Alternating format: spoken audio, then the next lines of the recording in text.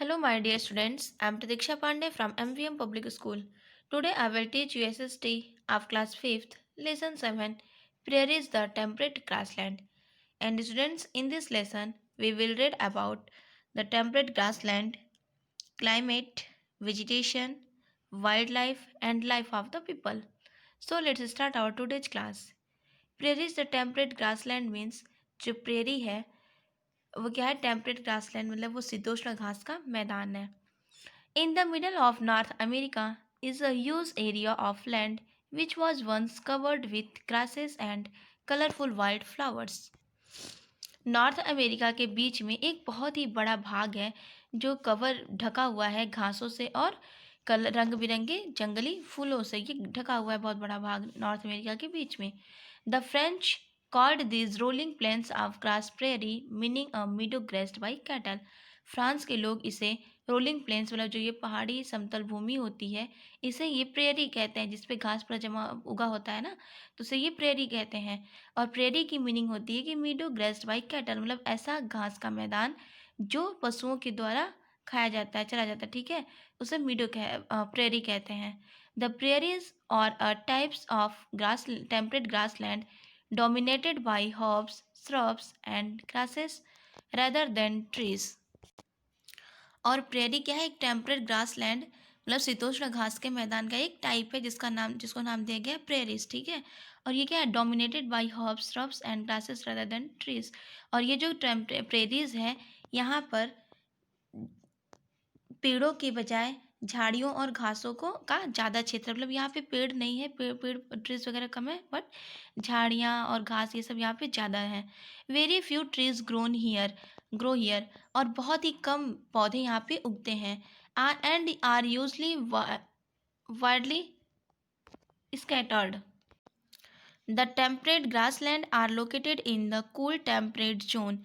और जो temperate grassland है मतलब शीतोष्ण घास का मैदान, ये कहाँ, ये कूल टेम्परेट मतलब जहाँ पे ठंडा क्षेत्र होता है वहाँ पे होता है. Between the Tropic of Cancer and Arctic circle.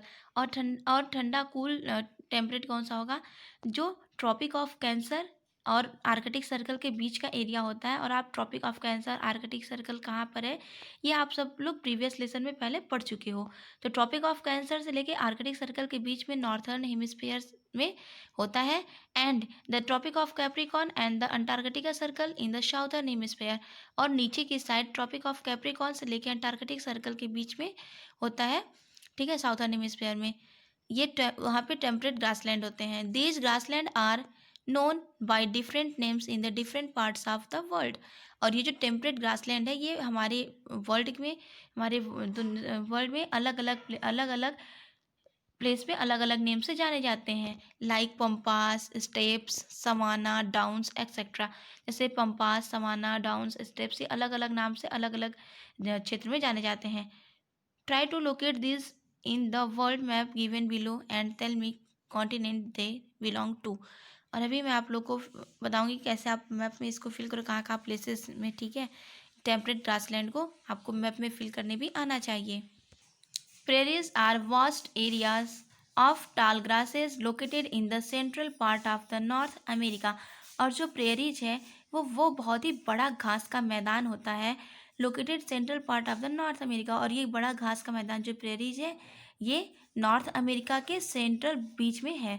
For away from the oceans. और ये ओशियन समुद्र से काफ़ी दूर है और बट ये नॉर्थ अमेरिका के बीच में स्थित है.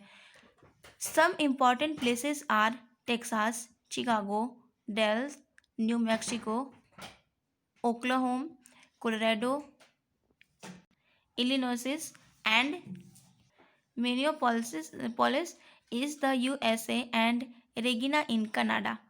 ये सारे प्लेसेस हैं जो यहाँ पे नॉर्थ अमेरिका में स्थित है, ठीक है. और रेगिना ये क्या कनाडा में है. This grassland is watered by 2 great reverse. और जितने भी ये ग्रासलैंड हैं इन सभी को पानी 2 रिवर नदियों से मिलता है. The Mississippi and the Mussoorie. और वो 2 रिवर कौन सी है, मिसिसिपी और एंड मसूरी. इन्हीं दोनों से टेम्परेट ग्रासलैंड को पानी मिलता है. Climate. The prairies experience an extreme type of climate with very hot summer and extremely cold winters. और जो प्रेरीज होते हैं, जो प्रेरीज घास के मैदान होते हैं, वहाँ पे एक्सट्रीम बहुत सारी अलग अलग टाइप की क्लाइमेट जलवायु है वहाँ की, जैसे वेरी हॉट समर, गर्मी का जो मौसम होता है वो यहाँ पे बहुत ही ज़्यादा गर्म होता है, एंड एक्सट्रीमली कोल्ड वाइंड, और यहाँ पे जो ठंडी होती है ये बहुत ही ज़्यादा ठंडा होता है ठंडी के सीजन में, ठंड के मौसम में यहाँ पे बहुत ज़्यादा ठंडी पड़ती है। There is a moderate rainfall in summer and heavy snowfall in winters. और समर टाइम में यहाँ पे मॉडरेट रेनफॉल होती है, मतलब बहुत ज़्यादा बारिश नहीं होती है, ना बहुत ही कम होती है, मतलब एक बराबर से जितनी ज़रूरत होती है उतनी बारिश होती है। मॉडरेट रेनफॉल कम, ठीक है, ना बहुत ज़्यादा ना बहुत कम बारिश होती है गर्मी में। लेकिन हैवी स्नोफॉल इन विंटर्स, लेकिन ठंडी में यहाँ पे बहुत ही ज़्यादा स्नोफॉल, बर्फबारी होती है, मतलब यहाँ पे बर्फ बहुत ठंडी में बहुत ज़्यादा पड़ता है। The temperature can go as high as 40 degree Celsius in summers.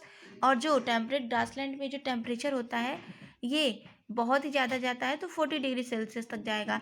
But as and as low -34 degree Celsius in winter.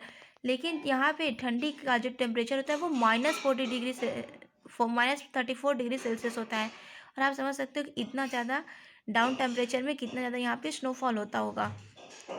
Southern prairies are highly prone to droughts.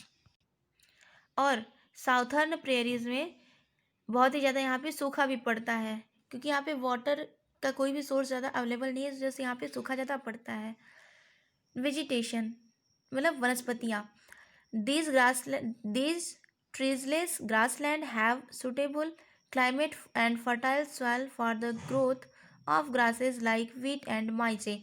और यहाँ पे जो टेम्परेट ग्रासलैंड, ट्रीजलेस ग्रासलैंड है, मतलब यहाँ पे पौधे नहीं उगते, ठीक है, यहाँ पे सिर्फ घासें होती हैं।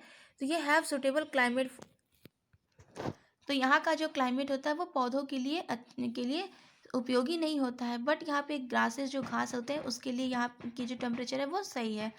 एंड फर्टाइल सॉइल, और यहाँ की जो मिट्टियाँ होती हैं वो भी बहुत ज़्यादा फर्टाइल नहीं होती, इसलिए यहाँ पे क्या जो ग्रासेस उगते हैं, ग्रोथ करते हैं, जैसे वीट हो गया, माइजे, गेहूँ और मक्का, यहाँ पे यहाँ क्लाइमेट में अच्छे से एग्रीकल्चर हो पाती है।